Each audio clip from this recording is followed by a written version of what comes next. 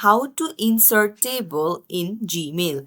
Hey everyone, welcome back to the channel. If you are new here, don't forget to hit the subscribe button and turn on the notification bell to not miss any updates. So let's dive right in. Open up your Google Chrome, and then if you go to your Gmail and then try to send a mail with a table, then there you can see that there is no option to insert a table.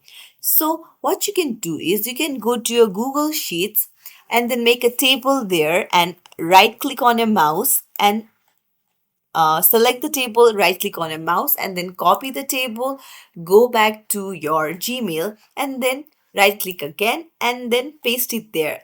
Now you can edit anything that you want to, and like this you can insert a table in your Gmail. If you found this tutorial helpful, don't forget to like and subscribe to our channel for more tips and tricks. Thank you for watching.